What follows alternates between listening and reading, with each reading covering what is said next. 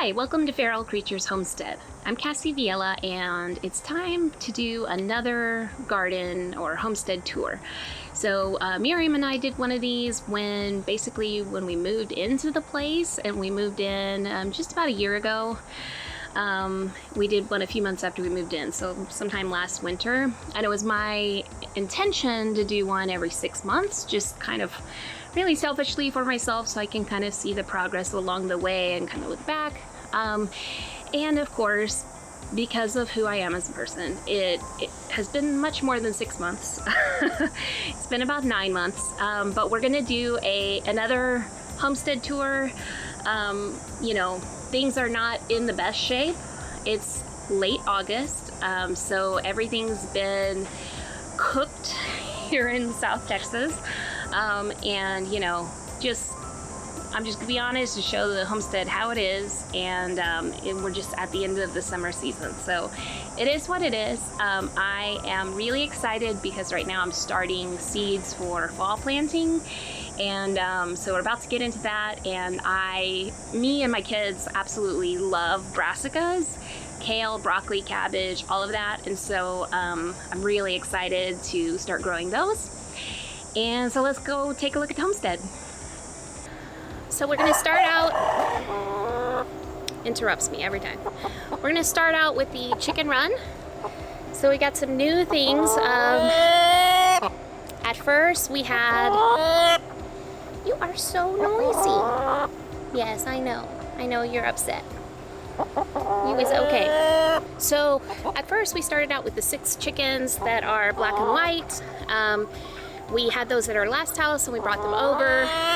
Since we moved in, I guess in about March, I grabbed some little chicks at the feed store, and I got some brown sex links. I got 3 of those. And since we had 3, we named them after the Schuyler sisters in Hamilton. So this is Peggy.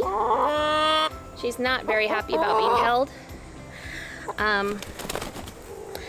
But yeah, we got those 3, and then we also got, I got 2 Easter eggers because I was really excited about having possibly blue or green eggs. And unfortunately, one of them turned out to be a rooster. That's who keeps interrupting me. I'm so bummed though, because we obviously cannot have a rooster in the city. So I don't know what we're gonna do with him. But that's the other Easter egger there on the board. You see the other Schuyler sisters there. So this coop is definitely new. We're not quite done with it, but it's good enough to house the chickens, which was the most important thing because it's been a really rainy, stormy year. But you can see we still need to cut windows and put in nesting boxes and all kinds of stuff, but at least they have a safe place to sleep and get out of the rain, and so that's what's important for now. And it's pretty large. And then the rest of their run, I'm really trying to figure out what to put on the ground here, because they are, you know, they ate all of the grass, and I'm not exactly sure what to put in the run. This is the duck house. I just bought a dog kennel and put a door on it because I only have 2 ducks, so that seemed okay to me. And then I got tired of bringing out new food every day once I got so many. So I got this feeder, which is awesome because it holds a whole bag of feed. So about once a week I just have to come bring a 50-pound bag of feed and pour it in, and they're good to go. So one thing that definitely is new on the homestead are the ducks. So my neighbor showed up a few months ago with a couple of duck eggs from her brother's farm and said she thought we might like to incubate them. And because of who I am as a person, I took that on without any knowledge, or I didn't even own an incubator. I had to go buy one. And luckily, out of the 4 eggs she brought us, 2 of them hatched. And the one in the water is called Quacky and named she was named by my kids, of course. And the one standing up is called Tink Tink. And the reason he's called Tink Tink is because he only has one leg. His other leg is deformed, so he hops around on one leg. I was worried he wouldn't make it, but they are several months old and he's doing fine. He gets along just fine. And so that's the ducks. We turned the kids' old sandbox into a little duck pond, and I do have to empty that out every single day and refill it with water because ducks are pretty disgusting. But I love them. They're very sweet. Every time I come outside, Quacky calls for me. She hears my voice and she'll quack at me, so kind of love that. So here are the gardens that are up close to the house. Told you my yard's a mess, so just look past it. Right here is a peach tree guild, so that's a peach tree in the middle. I did the method where you put down cardboard and then compost and then 6 inches of wood chips, and got the wood chips from, had to get the trees trimmed, and so I asked them to leave the wood chips here. So the wood chips are super local. And then past the peach tree there, kind of behind it, you can kind of see my little goji berry plant.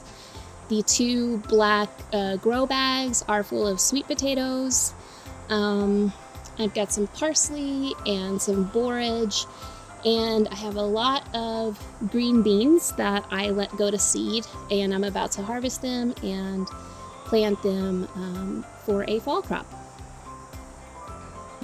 And then you can see I still have my chicken and squirrel proof cage there.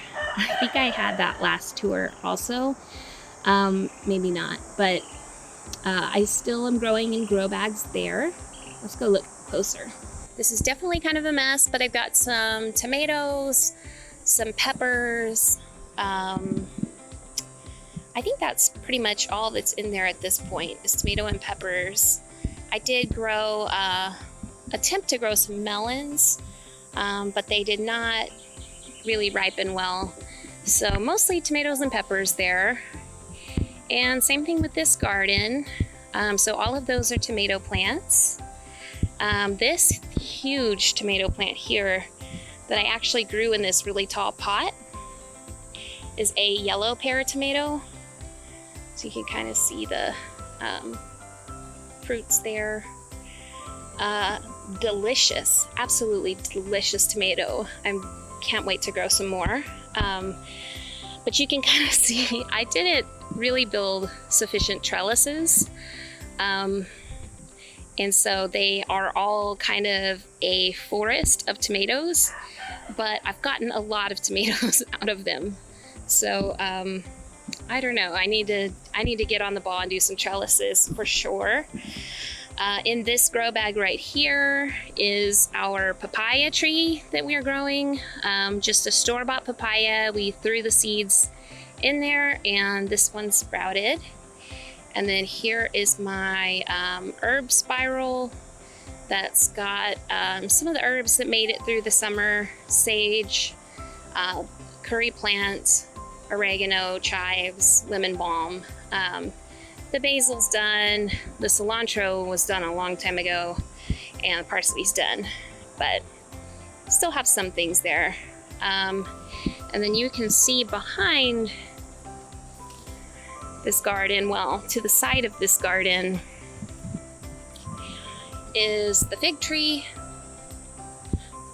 The fig tree, you can, we had that catastrophic freeze in February. So it was huge, but it completely died off in the freeze. But this is how much growth there has been just since the freeze. So those branches are actually taller than me. So 6 foot tall in a few months. So that's a phenomenal fig tree. And another goji berry plant, I'm kind of making a guild around it as well. Not as much because it was there. Ooh, I don't know why the color did that. it was there when we bought the house, so I didn't actually build the guild for it. So this is the Veggie Garden. We put it in the spring. I put this little, cheapo fence around it just to keep the chickens out when they get out occasionally, and it worked pretty well. In this spot on the end, we had watermelons planted, and you can see all the dead vines along the fence.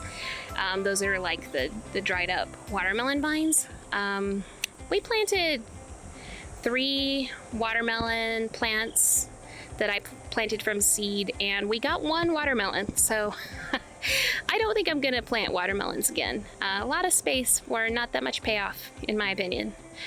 And then you see my 12-foot tall tomatoes that are still going strong. So, I mean, I'm not taking them down until they're done making tomatoes, why not?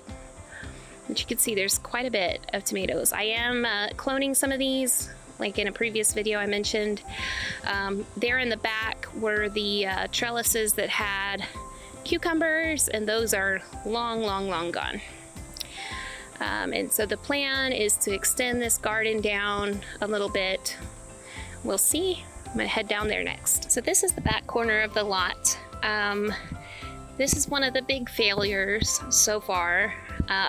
I cleared this entire fence last winter, and I planted like 4 or 5 blackberry plants along the fence, and was planting a fence full of blackberries. Unfortunately, all of those shrubs you see along there, most of them are 4 o'clocks that I did not know were there. But they quickly, completely took over the blackberries and choked them out. And so yeah, goodbye blackberries. Might have to try again. The one nice thing about this yard is that Turk's cap grows all throughout it. So I see some there on the fence. And there's a patch over there by the vegetable garden. But you can actually eat Turk's cap. I made a delicious tea out of the flowers, and I'm about to learn how to eat the fruits that they produce. My husband chopped all of this firewood. So there's like 5 full things of this because he just chopped it from branches that were down and fell down during storms and such, and we got quite a bit there. So that's exciting. Here is where I let the kids plant some corn. I think because of where it is out here, I think that animals keep getting it because it's slowly disappearing. So maybe not a good idea to plant all the way out here, but I kind of wanted to test this spot and see how much sun it got. So that was the plan, and obviously it's not going well, but I'm gonna head over this way. Here's some of that Turk's cap I talked about. There's just random patches of it all throughout the yard. And you can see our stock tank that our friends were nice enough to give to us. And we're setting it up. We filled it a few times to let the kids play in it, but we have to find a good pump for it still. All right, so don't judge me for how wild the grass, quote unquote, is. But these are my 2 pear trees. I put in a guild over here, but I didn't really plant it, and I haven't really weeded it and stuff, so it's kind of just been going wild over here. I don't know how well these pear trees are gonna do, honestly. I got them, they were pretty root bound, and so I got a pretty good deal on them, so I thought, well, let's see if I can fix them, but they're not looking fantastic, I gotta admit. So this is the last plant guild in the backyard. It's actually the first one I put in. It's pretty massive. So this is a peach cot tree, which I'm really excited about. It's doing quite well. And then these are 2 cherry trees, like Royal Mini and something else. They're supposed to pollinate each other. I'm very doubtful in South Texas, but I figured why not try it and see what happens. Dragon fruit here. You got 2 dragon fruit plants that are doing quite well. This guild, I had originally planted some borage, some green beans. There's some parsley left over.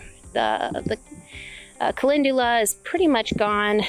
As you can see, it's dried out, and there's some lavender over there. But that's this guild right now, and I don't know if you can see here behind it. There's a couple of little tiny trees. Those are elderberry. So I planted a couple of elderberry back here as well by this guild. So on this side of the house, it's very shady in the morning. We did add that fence there. So that's been awesome because there are deer. And so when we started growing stuff, we realized we had to build a fence, but we didn't want it to be opaque. We wanted to be able to see through the fence, and so this was the best option for us. I don't know if you can see because the camera is being kind of weird, but the right there on this side of the fence is a patch of okra. It's growing pretty well. It's really shady right now, but later in the day it gets a lot of sun. So they're growing okay. It's not the best okra I've ever grown, but I'm surprised how well it's doing for the amount of shade on this side of the house. We did have a patch of sunflowers there, but they are long gone, and I harvested the seeds, and it was fantastic. We also have a volunteer chili pekin plant here. So you can see that I did not plant this. I don't know where it came from, but I put this here so the kids would not step on it. But that's pretty exciting to me. So this is in our front yard. This is our citrus tree guild. We've got an orange tree and a key lime tree. And, ooh, big old bumblebee right there.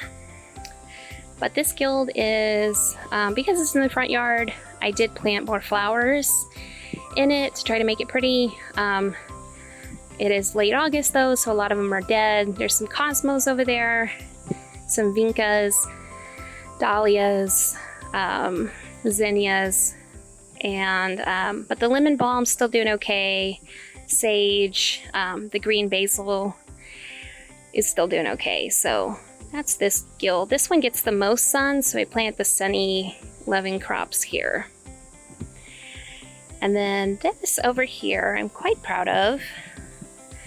This guy right here is a moringa tree, and you can see it's taller than me. I bought, a stick of it online from Etsy. Somebody just sent me basically a branch of their moringa tree, and I managed to make it grow. I'm quite proud of it. It's doing very well. And then I've got this peppermint that I actually pulled from a rental house I own, and I just pulled it up and stuck it in this pot, and it's growing even though it's so hot here. Well, I hope you enjoyed our homestead tour. This is August 2021. Probably should have said that at the intro. But the next tour hopefully will not take 9 months. I'm going to try to do this in at least 6 months, if not sooner. Next tour, we should be touring our fall garden, and hopefully we'll have lots of Brussels sprouts and broccoli and cabbage and cauliflower and all of the delicious brassicas that we love. We still need to get the chicken coop done, so we've got to work on that. We are getting the rabbit hutch built. We do have one rabbit. I need to build a proper hutch for it though. And so lots of things still to do, lots of work left. But I think that in the past 9 months, we've made it a really long way, and I can't wait to see what the next 6 months has in store. If you like these kind of videos, then make sure you click like, subscribe, yada, yada, yada, if you want to do all that. Thanks, see you next time.